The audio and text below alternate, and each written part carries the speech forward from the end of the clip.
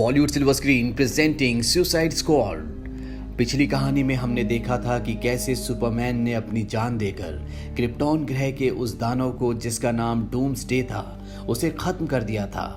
और अब सरकारी विभाग की एक employee Amanda Waller US government के कुछ अधिकारियों के सामने एक प्रस्ताव रखती है, जिसमें वो कहती है कि हमारी दुनिया को बाहरी ताकतों से खतरा है, इसीलिए मैं कुछ ऐसे कैदियों की टीम बनाना चाहती हूँ जिनके अंदर आम इंसानों से ज्यादा ताकत है। इस टीम का नाम हम रखेंगे टास्क फोर्स एक्स। इस टीम में एमेंडा शामिल करती है डेडशॉट को, जो पैसों के लिए लोगों को मारता है, हैर्ली क्विन को, जो पहले जोकर की साइकाइट्रिस्ट थी पर उसे जोकर से प्यार हो गया था। जोकर ने उसे काफी इलेक्ट्रिक शॉक दिए थे, जिस वजह से वो खुद भी जोकर की तरह बन गई थी। कैप्टन बूमरैंग को, जो कि एक शातिर चोर है। डियाब्लो को, जिसे आग पर कंट्रोल होता है, वो अपने हाथों से आग जनरेट कर सकता है। किलर क्रॉक को, जो कि एक मॉन्स्टर की तरह दिखता है। डॉक्टर जून को, जो कि एक आर्कियोलॉजिस्ट है। वो यहाँ बैठे सभी अधिकारियों को बताती है कि एक बार जब डॉक्टर जून एक गुफा में गई थी तो वहाँ उसे एक मूर्ति मिली। गलती से जून से उस मूर्ति की गर्दन टूट गई और तभी वहाँ एन्चेंट्रेस नाम की एक विच प्रकट हुई, जो जून के शरीर में प्रवेश कर गई।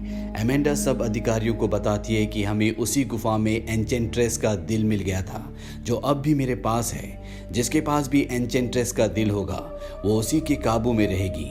मीटिंग में बैठे सभी सेना के अधिकारी इस टास्क फोर्स एक्स टीम के लिए राजी नहीं होते, क्योंकि इसमें ज़्यादातर क्रिमिनल्स होते हैं। अब एमेंडा यहाँ पर डॉक्टर जून को बुलाती है और उसे अपने अंदर से एन्चेंट्रेस को बाहर निकालने को कहती है। जून एन्चेंट्रेस का नाम पुकारती है और तभी उसके अंदर से एन्चेंट्रेस बाहर निकलती है। इसके बाद एमेंडा एन्चेंट्रेस को एक खुफिया फाइल लाने को कहती है। एन्चेंट्रेस पलक झपकते ही उस फाइल को ले आती है। ये देखकर सेना के सभी अधिकारी एमेंडा को टास्क फोर्स एक्स की परमिशन दे देते हैं। ये अपनी फ्लैग को, जिसे एमेंडा ने ही जून के पास भेजा था और अब वो जून का बॉयफ्रेंड है, उसे भी शामिल कर लेते हैं। रात को जून जब सो रही होती है तो गलती से नींद में वो एन्चेंट्रेस बोल देती है, जिससे एन्चेंट्रेस उसके शरीर से बाहर आ जाती है और वो सीधा एमेंडा के पास जाती है, क्योंकि उसके पास उसका दिल है। पर वो एक बॉक्स में होता है जिसमें अलार्म लगा है। जैसे ही एन्चेंट्रेस उसके पास जाएगी अलार्म बज जाएगा, इसीलिए वो दूसरे कमरे में जाती है, जहाँ उसे एक छोटी सी मूर्ति मिलती है। इस मूर्ति के अंदर उसके भाई इनक्यूबस की आत्मा कैद है।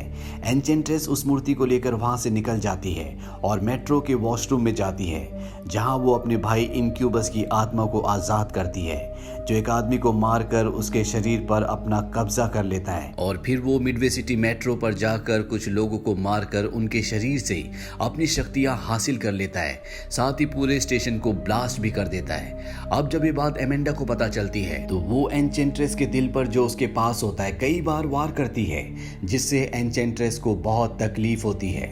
पर उसका भाई इनक्यूबस उसे अपनी शक्ति से अपनी ही तरह शक्तिशाली बना देता है, यानी कि अब वो भी आज़ाद है। इसके बाद एन्चेंट्रेस मिडवे सिटी के स्टेशन के ऊपर एक इलेक्ट्रिक चक्र बनाती है, जो धातु को अपनी तरफ खींचना शुरू कर देता है। वहीं दूसरी तरफ government task force x team को एक्टिवेट कर देती है। उन्हें बताया जाता है कि मिडवे सिटी स्टेशन पर हमला हुआ है, वहां कुछ लोग फंसे हैं, तुम्हें उन्हें वहां से निकालना है। पर कैदियों को छोड़ने से पहले वो उनकी गर्दन पर एक चिप लगाते हैं, जिससे न सिर्फ उन्हें ट्रैक किया जा सकता है बल्कि ब्लास्ट करके उन्हें मारा भी जा सकता है। अब ये पूरी टीम मिडवे सिटी स्टेशन पहुंच जाती है, जहां पर इनका सामना इंसानों से नहीं बल्कि मॉन्स्टर से होता है। दरअसल एन्चेंट्रेस ने इंसानों को मारकर उन्हें मॉन्स्टर बना दिया है और वो इसी तरह पूरी दुनिया को खत्म करना चाहती है। पर टास्क फोर्स एक्स की टीम मिलकर यहाँ पर सभी मॉन्स्टर्स को खत्म कर देती है। इसी मेट्रो के अंदर एक खुफिया ऑफिस होता है, जहाँ एमेंडा और उसकी टीम होती है। हालांकि ये सारे के सारे कैदी इस बात से नाराज होते हैं कि इन्हें पहले इस सच का नहीं बताया गया कि इनका सामना इंसानों से नहीं बल्कि मॉन्स्टर से है। एमेंडा इन सबको कहती है कि हमने जो टास्क फोर्स एक्स टीम बनाई है वो इसी तरह के खतरों से लड़ने के लिए बनाई है। यहाँ पर सभी लोग एमेंडा के खिलाफ हो जाते हैं, वो उसके लिए काम नहीं करना चाहते और ना ही जेल वापस जाना चाहते हैं। पर तभी एमेंडा इन्हें अपना मोबाइल फ़ोन दिखाती है, जिसमें उस डिवाइस का, जो इनकी गर्दन पर लगा है, उसका कंट्रोल है। अगर उसने बटन दबा दिया तो इन सब की जान चली जाएगी। अब ये सब के सब इस जगह से निकलने के लिए बिल्डिंग की छत पर जाते हैं, जहाँ पर ये अपने हेलीकॉप्टर्स बुलाते हैं। कुछ ही देर बाद यहाँ यहाँ पर एक हेली कैरियर आता है जो इन सब पर गोलियां चलाना शुरू कर देता है। दरअसल ये जोकर और उसके लोग होते हैं जो यहाँ पर जोकर की गर्लफ्रेंड यानी कि हैर्ली क्विन को छुड़ाने के लिए आए हैं। इसके बाद जोकर हेली कैरियर से हैर्ली क्विन के लिए एक रस्सी फेंकता है जिसे पकड़कर हैर्ली क्विन यहाँ से निकलने लगती है। एमेंडा डेडशॉट को ऑर्डर देती है कि वो हैर्ली क्विन पर गोली चलाए। डेडशॉट गोली चलाता है लेकिन उसका निशाना चूक जाता है। सब समझ जाते हैं कि डेडशॉट ने ऐसा जानबूझकर किया है क्योंकि उसका निशाना कभी नहीं चूकता। इसके बाद एमेंडा एक और हेली कैरियर को बुलाती है जो जोकर के हेली कैरियर पर गोलियों की बौछार कर देता है। जोकर जानबूझकर हैर्ली क्विन को हेलीकॉप्टर से नीचे एक छत पर फेंक देता है क्योंकि उसका हेली कैरियर अब ब्लास्ट होने वाला था और अगले पल हैर्ली के सामने जोकर का हेली कैरियर पूरी तरह से नष्ट हो जाता है। जोकर की मौत से वो पूरी तरह से टूट जाती है। वहीं एमेंडा को दिखाया जाता है जो यहाँ से निकलने के लिए अपने लिए एक हेलीकॉप्टर मंगाती है और बाकी बची हुई टीम को कहती है कि जल्दी मैं तुम तक हेलीकॉप्टर पहुंचाती हूँ। एमेंडा यहाँ से निकल जाती है और तभी इनक्यूबस उसके हेलीकॉप्टर पर हमला करके उसके हेलीकॉप्टर को क्रैश कर देता है। इसके बाद इनक्यूबस उसे अपनी बहन इंचेंट्रेस के पास ले जाता है और उसके पास जो उसकी बहन का दिल होता है वो उससे हासिल करके वो अपनी बहन के सीने में उसका दिल वापस लगा देता है। इंचेंट्रेस कहती है कि अब मुझे मेरा दिल मिल गया, इस दुनिया को खत्म करने से मुझे कोई नहीं रोक सकता। वहीं टास्क फोर्स एक्स की टीम को पता चल चुका है कि एमेंडा का हेलीकॉप्टर क्रैश हो गया, इसीलिए वो बिल्डिंग से नीचे आ जाते हैं जहां पर हार्ली भी उनके ग्रुप में दोबारा शामिल हो जाती है। ये एमेंडा के हेलीकॉप्टर तक पहुंचते हैं जहां पर इन्हें खुफिया फाइल मिलती है जिससे इन्हें पता चलता है कि एमेंडा और डॉक्टर जून जिसके शरीर के अंदर एंचेंट्रेस थी, ये दोनों एक दूसरे को पहले से जानते हैं और इन्हीं की वजह से एंचेंट्रेस इस दुनिया में खुलेआम घूम रही है।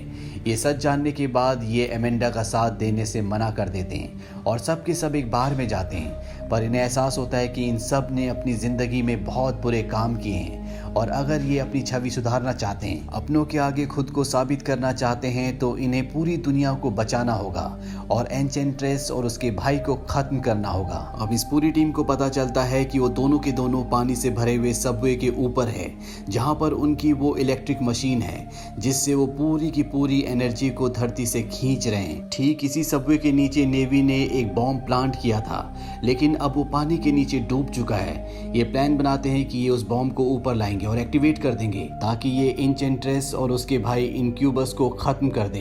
यहाँ पर जो किलर क्रॉक होता है वो कहता है मैंने अपनी जिंदगी जमीन के नीचे बिताई है, इसीलिए मैं बॉम्ब को एक्टिवेट करने के लिए जाऊंगा और वो सबवे में पानी से होता हुआ बॉम्ब तक पहुंचने के लिए निकल जाता है। बाकी की टीम उस जगह पहुंच जाती है जहां पर ये दोनों भाई बहन हैं। इंचेंट्रेस को पता चल जाता है कि यहाँ पर पूरी टीम पहुंच चुकी है, इसीलिए वो अपनी शक्ति से इन सब को वो सब विजन्स दिखाती है जो ये सब अपनी जिंदगी में पाना चाहते हैं, जिससे सब के सब बहुत खुश हो जाते हैं। डियाब्लो भी अपने आप को अपने परिवार के साथ देखता है, उस परिवार के साथ जो उसी की वजह से खत्म हो गया था, पर अगले पल वो अपनी सेंसेस में वापस आ जाता है क्योंकि वो समझ जाता है कि ये सब एक सपना है। उसका परिवार मारा जा चुका है, वो सबको होश में लाता है और इसके बाद ये सब के सब एंचेंट्रेस के सामने जाते हैं। एंचेंट्रेस अपने भाई इनक्यूबस को यहाँ पर बुला लेती है और डियाब्लो और एंचेंट्रेस के भाई इनक्यूबस के बीच में एक घमासान लड़ाई होती है। डियाब्लो के पास आग की पावर है जिससे वो इनक्यूबस पर हमला करता है। इन दोनों के बीच एक घमासान लड़ाई होती है और उसी पल पानी के नीचे यानी कि अंडरग्राउंड में दिखाया जाता है जहां पर किलर क्रॉक पानी से ऊपर बॉम्ब को लाकर एक्टिवेट कर चुका होता है। डियाब्लो भी यहाँ पर इनक्यूबस को उस पॉइंट पर ले जाता है जहां पर बॉम्ब ब्लास्ट होने वाला है और वो अपने साथियों को कहता है कि बॉम्ब ब्लास्ट कर दो। हालांकि उसके साथी ऐसा नहीं करना चाहते, पर वो जानते हैं कि इनक्यूबस को मारने का इससे अच्छा मौका उन्हें नहीं मिलेगा, इसीलिए वो बॉम्ब को ब्लास्ट कर देते हैं जिससे इनक्यूबस की मृत्यु हो जाती है। डियाब्लो ने अपनी जान देकर इनक्यूबस का खात्मा कर दिया। वहीं इंचेंट्रेस को दिखाया जाता है जो अपने भाई की मौत से पूरी तरह से बौखला जाती है। डेडशॉट उसे कहता है कि अब तेरी बारी है। इंचेंट्रेस कहती है कि मेरा जादू पूरा हो गया। इसके बाद वो अपने इलेक्ट्रिक सर्कल से, जो कि एक एनर्जी सर्कल है, उससे धरती की सैटेलाइट को साथ ही दुनिया की डिफेंस की खुफिया जगहों को निश्तो नाबूद करना करना शुरू कर देती है। एन्चेंट्रेंस यहाँ पर सभी पर हमला भी कर देती है। उसकी शक्तियों के आगे ये सब नहीं टिक पाते। वो बहुत ज्यादा शक्तिशाली हो चुकी है और एक पल ऐसा आता है जब वो इन सब के हथियार छीन लेती है और इन सब से कहती है कि मेरे साथ मिल जाओ नहीं तो मरो।